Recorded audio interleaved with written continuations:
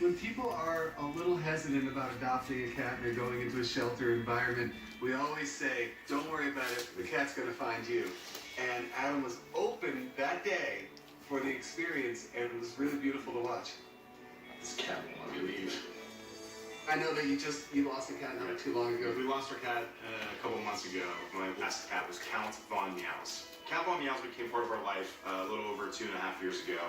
In the later stages of his life, I had started working on the TV show. So halfway through my shooting day, I get a call from my wife, Jen. She's crying. She goes, "This is it. Like, he's dying." I dropped my camera. I just ran out of there. So when I got home, he came over to me, and he just buried his head in my arm. And I knew he wouldn't bury himself in my arm that way without him saying goodbye to me.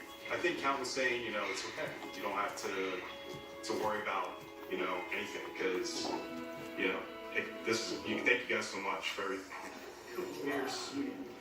I 100% believe that Count had a very, very strong paw in play that got Winnie into my life, because I was shooting, I'm not even thinking about looking for a cat, and lo and behold, he presents me with one. You'd think being on the show, it would make you like anti-cats, but that's the complete opposite. Exactly. If anything, it makes me love cats more, because then I get to see how truly great all cats are. They just need a little individual attention. That feels amazing to know that the people who shoot this show have cats, have animals, and love them. That feels good. Yeah! Happy to say that. You're next. Yeah. You're next. You're next.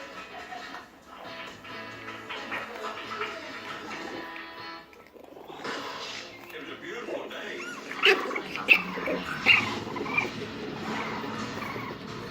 This is it. This is how it feels.